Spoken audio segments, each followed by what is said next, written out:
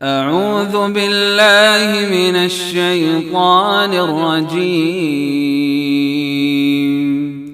بسم الله الرحمن الرحيم. قد خلت من قبلكم سنن فسيروا في الأرض فانظروا كيف كان عاقبة المكذبين. هذا بيان للناس وهدى وموعظة للمتقين.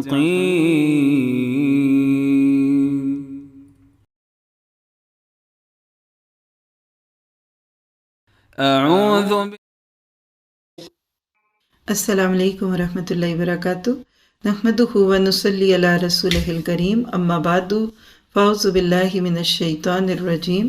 آئیے دیکھتے ہیں چوتھے پارے میں ہمارے لیے کیا ہے.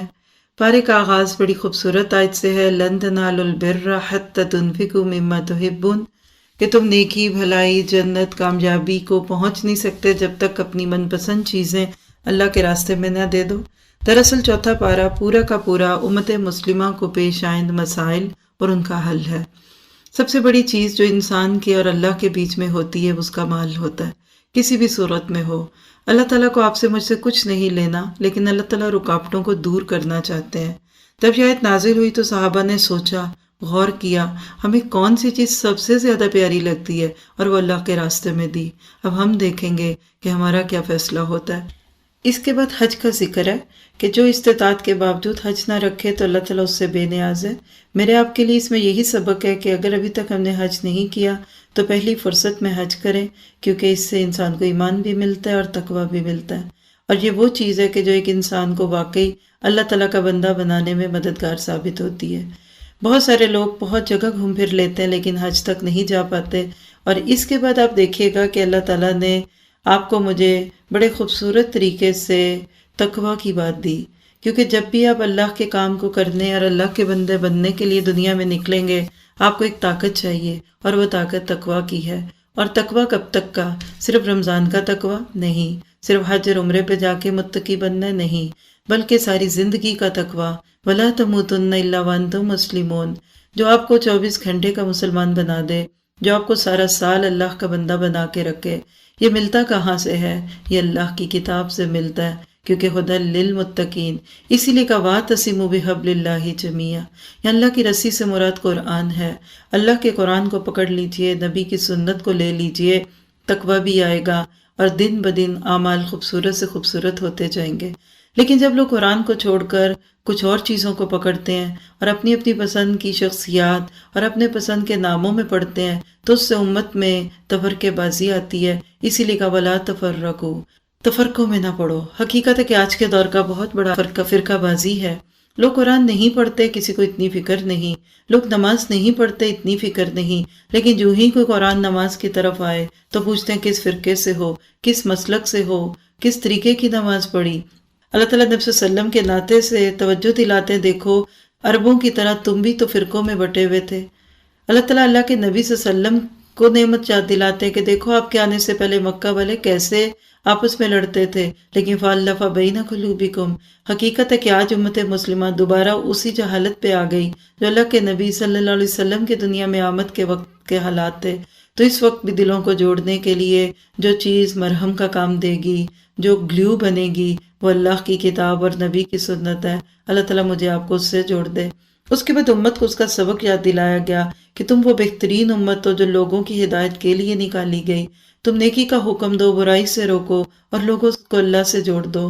اور جو لوگ فرقوں میں پڑھ کر دین کے پیغام کو عام کرنے سے پیچھے ہٹتے ہیں اور لوگوں کو پیچھے ڈال دیتے ہیں صرف اس بات پہ کہ ان کا نام، ان کا مسلک، ان کی جماعت کچھ اور ہے، تو ایسے لوگوں کو وعید دی گئی قیامت کے دن وہ بہت روسیاہ ہوں گے. اس کے بعد اللہ سبحانہ تعالیٰ نے آپ کو مجھے دوبارہ یہ بات یاد دلائی کہ دیکھو تم اچھے تو ہو کب؟ جب تم اللہ کے دین کی تبلیغ کرو گے. صحابہ کامیاب تھے، کیوں؟ صحابہ کی دولت کیا تھی؟ مال نہیں تھا، ایمان کی دولت لے کر نکلے اور دنیا میں چھا گئے. اللہ تعالیٰ مجھے آپ کو اس کی توفیق عطا فرمائے. اس کے بعد اللہ سبحانہ تعالیٰ ہمیں اہل کتاب کے ساتھ تعلقات کی حد بندی سکھاتے ہیں اور ان کی کچھ سازشوں سے بچنے کا اور ان کے شر سے بچنے کا نسخہ ان تصبروا وتتقوا، تم صبر کرو، یعنی ریئیکشنری نہیں بنو، غلط جملے نہیں بولو، جذباتی باتیں نہیں کرو، دلوں کو پھاڑنے والی باتیں نہیں کرو، تم امت مسلمہ کے نمائندے ہو، تم امت مسلمہ کو ریپریزینٹ کرتے ہو، جو بولو سوچ کے بولو، جو کرو سوچ کے کرو، وتتقوا، تقوی اختیار کرو، نماز پڑھو اور اللہ کے نبی صلی اللہ علیہ وسلم کے جیسی زندگیاں بسر کرو، پھر فائدہ ہوگا۔ اس کے بعد آپ دیکھیے کہ غزوہ احد کی مثال دے کر ہمیں عملی طور پر ایک امت بننے کا نسخہ سکھا دیا، کیسے امت بکھرتی ہے، کیسے ایک حکم کی نافرمانی جو اللہ کے نبی کی ہوئی تو فتح شکست میں بدل گئی۔ آج میرے آپ کے لیے اس میں سبق ہے کہ جب تک اطاعت نہیں ہوگی، جب تک آرگنائزیشن نہیں ہوگی، جب تک اللہ کے نبی کے حکموں پہ عمل کرنا نہیں ہوگا، امت مسلمہ کبھی بھی ابھرے گی نہیں۔ اور ساتھ ہی بتا دیا کہ جب کچھ لوگوں کی ہمت ٹوٹنے لگے تو باقیوں کا فرض ہے کہ ان کی ہمت کو جوڑ دیں۔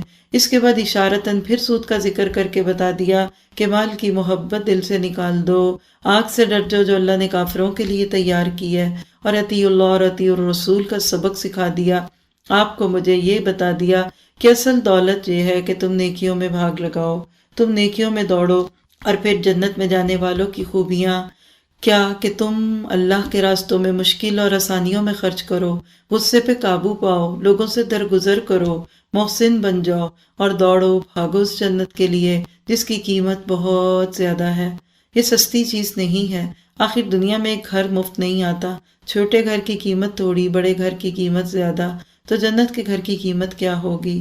یہ میری آپ کی ذات کا امتحان ہے کہ ہم کہاں پہنچنا چاہتے ہیں۔ پھر اس کے بعد اللہ سبحانہ تعالیٰ نے انسان کو یہ سبق سکھا دیا کہ موت تو اپنے وقت پہ آ کے رہے گی، اصل یہ ہے کہ موت سے پہلے تیاری کر لو۔ اور اللہ والوں کی خوبیاں کیا ہوتی ہیں کہ جب ان کو اللہ کے راستوں میں کوئی مشکل آتی ہے، تکلیف آتی ہے، کوئی دھمکیاں دیتا ہے، کوئی ڈراتا ہے، تو وہ ڈگمگاتے نہیں، کمزور نہیں پڑتے، وہ سمجھوتے نہیں کرتے، بلکہ وہ اللہ سے دعائیں مانگتے ہیں کہ ربنا اغفر لنا ذنوبنا، کہ اللہ ہمارے گناہوں کو معاف کر دے، ہماری زیادتیوں کو معاف کر اور ہمارے قدم جمائے رکھ۔ آج کے مسلمانوں کو بھی یہ دعائیں مانگنے کی ضرورت ہے کہ اللہ کو ایسا فتنہ نہ آ جائے کہ ہم اپنے دین سے پیچھے ہو جائیں۔ اور اس کے بعد اللہ تعالیٰ غزوہ احد کی کچھ جھلکیاں دکھاتے ہیں، ایسے لگتا ہے ہم اپنی آنکھوں سے میدان احد کو دیکھ رہے ہیں، اور بتا دیا کہ کیسے جیتی ہوئی فتح شکست میں بدلنے لگتی ہے جب لوگوں میں بھگدڑ مچتی ہے اور جب لوگ امیر کی اطاعت نہیں کرتے۔ اور ساتھ ہی ساتھ یہ بھی بتا دیا کہ دیکھو جب اللہ کے راستے میں کوئی چلا جاتا ہے تو کیا فرق پڑتا ہے، یہاں مشکلات سے بچ کے آگے اچھی جگہوں پہ چلا گیا، لہٰذا تم اس کا غم نہ کرو بلکہ اس کام کو دیکھو کہ جو اللہ نے تمہارے ذمہ رکھا ہے۔ پھر اس کے بعد نبی صلی اللہ علیہ وسلم کی خوبیوں کی صورت میں ایک اچھے لیڈر کی خوبیاں بتائیں۔ ہر ماں لیڈر ہے، ہر باپ لیڈر ہے، اور ہر آرگنائزیشن کو چلانے والا ایک لیڈر ہے جس میں نرمی بھی ہونی چاہیے، جو دوسروں سے مشورے بھی کرے، جو لوگوں کی خطاؤں سے درگزر بھی کرے، اللہ پر نظریں لگاتے ہوئے کام کرنے لگے، اللہ ایسے لوگوں کو کافی ہو جائے گا۔ پھر ایک احسان کا اظہار ہے، لقد من اللہ علی المؤمنین، رسول کی آمد، رسول کا آنا، ان کا ہمیں دین سکھانا، ان کا ہمارے لیے حکمت کی باتوں کو عام کرنا، ہمارا تزکیہ کرنا ہم پر ایک احسان ہے۔ اللہ تعالیٰ کرے کہ میں اور آپ اس احسان کو سمجھ سکیں۔ آج بھی ہر وہ شخص ہمارا محسن ہے جو ہمیں اللہ کی بات سکھاتا اور اللہ سے جوڑتا اور ہمارا تزکیہ کرتا ہے۔ اللہ تعالیٰ ہمیں ایسے لوگوں سے ملا دے کہ جو واقعی ہمارا تزکیہ کر دیں۔ پھر اس کے بعد شہداء کے درجے بیان کرتے ہوئے ایک ایسا واقعہ بیان کیا جس کو آج انسان مان نہیں سکتا کہ احد کی چوٹیں کھائے ہوئے لوگ تکلیف میں گھر گھر میں شہداء ہیں، جسمانی طور پہ بھی تھکے ہوئے، روحانی طور پہ بھی ٹوٹے ہوئے، لیکن ایک اور جنگ کی دعوت آتی ہے اور فوراً نکلنے کا حکم ہے، لیکن صحابہ نے ifs and buts نہیں سوچے، اس کے لیے یہ نہیں سوچا اس سے فائدہ ہوگا کہ نقصان، بلکہ چل پڑے۔ اللہ نے ان کی تعریفیں الذین استجابوا للہ والرسول من بعد ما اصابہم الکرب، کہ یہ قبول کرنے والے لوگ ہیں۔ اصل بات یہ ہے میری آپ کی زندگی ایک جد و جہد ہے، ایک کام ختم ہو دوسرا شروع کر دیں، ایک پروجیکٹ پورا ہو دوسرا شروع کر دیں، رمضان پورا ہو تو پھر دوبارہ نیکی کا کوئی اور کام شروع کر دیں۔ ایسے لوگوں کی نظریں اللہ پر ہیں، حسبنا اللہ و نعم الوکیل۔ میرے آپ کے لیے بھی یہی عمل ہے، کبھی کوئی کام دین دنیا کا مشکل لگے کہ حسبنا اللہ، اللہ مجھے کافی ہے، پھر اللہ تعالیٰ واقعی آپ کو مجھے کافی ہو جائے گا۔ ایسے لوگوں کو لڑنا نہیں پڑا بلکہ مال غنیمت لے کر آئے اور سچ یہ ہے کہ جو اللہ کے راستے میں کھڑا ہونے کو تیار ہو جاتا ہے اللہ تعالیٰ پھر اس کے لیے راستے بھی بنا دیتے ہیں۔ اور ساتھ ہی ساتھ بتا دیا وہ مال جس پہ زکوٰۃ نہیں دیتے اور وہ مال جس کو اللہ کی نافرمانیوں سے کماتے ہو یا اللہ کے دین کو ضرورت ہو اور تم چھپا کے رکھ دو، یہ مال کل قیامت کے دن ایک سانپ کی صورت میں توق بنا کر گلے میں پیش کیا جائے گا۔ اور ساتھ ہی ساتھ یہ بتا دیا کہ کل نفس ذائقۃ الموت، موت تو آنی ہے، ایک بڑی ہجرت تو تم نے کرنی ہے، آج اس موت سے بعد کے لیے تیاریاں کر لو۔ اور اصل کامیابی کیا ہے کہ فمن زحزح عن النار وادخل الجنہ فقد فاز، جو دوزخ کی آگ سے بچا کر جنت میں داخل کیا گیا وہ کامیاب ہے۔ وما الحیات الدنیا الا متاع الغرور، یہ دنیا ایک دھوکے کا سامان ہے۔ دنیا میں آزمائشیں تو آئیں گی، صبر کرو، تقوی اختیار کرو، اللہ تمہاری مدد کرے گا۔ اور اس کے بعد آل عمران کا آخری رکوع جو اللہ کے نبی تہجد میں پڑھتے تھے، جو اس بات کی دعوت دیتا ہے کہ اسلام سائنس کے خلاف نہیں، اسلام دنیا کے غور و فکر سے نہیں روکتا، لیکن یہ سکھاتا ہے کہ دنیا میں گھومو، کائنات کو دیکھو، لیکن سب دیکھ کے کہو ربنا ما خلقت ھذا باطلا، کہ اللہ تو نے اس کو مقصد کے ساتھ پیدا کیا، اور سبحانک فقنا عذاب النار، ہمیں آگ سے بچا۔ اور یہ آیتیں ہمیں اس بات کی دعوت دیتی ہیں کہ ہماری زندگی میں تعلق باللہ کی کیا اہمیت ہے۔ اور آخری آیت میں امت مسلمہ کو جوڑنے کا نسخہ کس برو و صابرو و رابطو واتقوا اللہ، 4 کام کر لو۔ ذاتی طور پہ صبر کرو، مشکلات آئیں اس پہ صبر کرو، اللہ کے دین پر عمل میں صبر کرو۔ صابرو کیا ہے کہ ایک دوسرے کے معاملے میں صبر کرو۔ بعض دفعہ ہم دین کے نام پہ جڑتے ہیں، تھوڑی سی بات پہ پھٹنے لگتے ہیں، کہا نہیں جڑے رہو، اختلافات کے باوجود ایک دوسرے کو برداشت کرو، اگر کاز اچھی ہے تو اس کے لیے قربانیاں دینی ہوں گی۔ ورابطو، رابطے رکھو، کٹ کے نہ رہو، یہ نہ ہو کہ تمہیں پتہ ہی نہیں ہم سائے میں کیا ہو رہا ہے۔ اور واتقوا اللہ، اللہ سے ڈر جاؤ تو فلاح پاؤ گے۔ کیا پتہ چلا کہ اگر یہ 4 کام امت کرتی ہے تو اللہ تعالیٰ کی طرف سے مدد بھی آئے گی اور اللہ تعالیٰ ان کے لیے دنیا آخرت کے سارے کاموں کو آسان بھی کر دیتا ہے۔ اس کے بعد سورۃ نساء شروع ہوتی ہے جس میں غزوہ احد کے نتیجے میں پیدا ہونے والے مسائل کا حل ہے، بیواؤں کا اور یتیموں کا کیا کیا جائے، جو 70 صحابہ شہید ہو گئے ان کی صورت میں، یعنی وہ 70 صحابہ جو شہید ہوئے تو ان کی بیواؤں کے ساتھ کیا ہو اور ان کے یتیموں کے ساتھ کیا ہو۔ اور سورۃ نساء کا نام بتاتا ہے کہ اس میں عورتوں کی باتیں ہیں۔ پہلی ہی آیت نبی صلی اللہ علیہ وسلم خطبہ نکاح میں پڑھا کرتے تھے جس میں 2 بار تقوی کی بات ہے، اللہ کے معاملات میں تقوی اور انسانی معاملات میں تقوی۔ حقیقت ہے کہ دنیا کا کوئی رشتہ نبھایا نہیں جا سکتا جب تک اللہ کا خوف نہ ہو۔ پھر اس میں شادی کے لیے کچھ شرائط، پسند ناپسند کا ذکر، حالات کے مطابق 1 سے زائد شادیاں کرنے کی رخصت کا ذکر ہے، اور ساتھ ہی ساتھ وراثت کی بات کر کے بتا دیا کہ اللہ تعالیٰ تمہیں دنیا کے اندر جینے کی باتیں بھی سکھاتا ہے اور تمہارے بعد تمہارے مال کی تقسیم کا طریقہ بھی سکھاتا ہے۔ یہ ہے القرآن و حیاتی، ہمارا دین پورا دین ہے، زندگی کے ہر شعبے میں اس کی بات آتی ہے۔ پھر اس کے بعد کچھ برائیوں کا تذکرہ جو فحاشی اور عریانی کے نام پہ پھیلتی ہیں، اور ساتھ ہی سچی توبہ کن کی ہے کہ جو گناہ غلطی سے کر لے لیکن جمے نہ رہیں بلکہ توبہ کر لے، وہ لوگ نہیں کہ جو موت کا انتظار کریں، اور کچھ تو اتنے سٹبن ہے کہ موت کے وقت بھی ان کو توبہ کی توفیق نہیں ہوتی۔ اللہ تعالیٰ مجھے آپ کو پکی سچی توبہ کی توفیق دے۔ اور پارے کے آخر میں پھر اللہ تعالیٰ کچھ ادب سکھاتے ہیں کہ عورتوں کے وارث نہ بنو زبردستی، اور جن عورتوں سے تمہارے باپ نکاح کر چکے ہوں یعنی سوتیلی ماں سے نکاح نہ کرو، اور محرمات یعنی وہ عورتیں جن سے نکاح حرام ہے ان کی لسٹ بتا دی کہ دیکھو جن جگہوں پہ رہتے ہو وہاں رہنے والی عورتیں تمہارے لیے محرم بنا دی گئیں تاکہ گھر کا ماحول اچھا رہے۔ اللہ تعالیٰ مجھے آپ کو نفس کے فتنوں سے بھی بچائے۔ تو پورے پارے میں ہم نے جو دیکھا، دل کی پسندیدہ چیز اللہ کے راستے میں پیش کرنی ہے، تڑپ کے دعا کیجئے کہ اللہ میرے اور آپ کے راستے کی رکاوٹوں کو دور کر دے، اور ساتھ ہی ساتھ دعا کرنی کہ اللہ مجھے اپنے گھر بلا اور میں تیرے گھر کا طواف کروں۔ دنیا میں اچھے کام کرنے ہیں، نیکی کا حکم دینا ہے، برائیوں سے رکنا ہے، اور امت وسط ہونے کا حق ادا کرنا ہے۔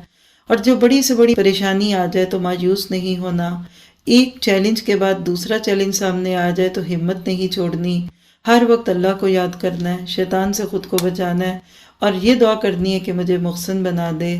صبر کرنا بھی ہے اور صبر کی تلقین کرنی ہے، اللہ تعالیٰ میرے آپ کے لیے آسان کرے۔ پارہ نمبر 4 کی پسندیدہ آیت۔ پارہ تم نے پڑھ لیا، لیکن اس میں سے تدبر کی آیت سورۃ آل عمران کی آیت نمبر 110 ہے، جو حقیقت میں مجھے اور آپ کو اس چیز کی دعوت دیتی ہے۔ ہم دیکھیں کہ اللہ تعالیٰ نے ہمیں کیا مقام دیا ہے۔ کنتم خیر امۃ اخرجت للناس تأمرون بالمعروف وتنہون عن المنکر وتؤمنون باللہ۔ ایک ایک لفظ پہ رک کے غور کیجئے کہ میرا آپ کا عمل اس آیت کے مطابق کیا ہے۔ کیا ہم صرف اللہ کے چنے ہوئے بندے ہونے کا دعویٰ کرتے ہیں یا ہمارے اعمال بھی اس بات کی گواہی دیتے ہیں؟ اللہ تعالی ہمیں اس کو بہترین طریقے سے لینے والا بنائے۔ سبحانک اللہم و بحمدک، اشہد ان لا الہ الا انت، استغفرک و اتوب الیک۔ السلام علیکم و رحمۃ اللہ وبرکاتہ۔ أعوذ بالله من الشيطان الرجيم. بسم الله الرحمن الرحيم. قد خلت من قبلكم سنن فسيروا في الأرض فانظروا كيف كان عاقبة المكذبين. هذا بيان للناس وهدى وموعظة للمتقين.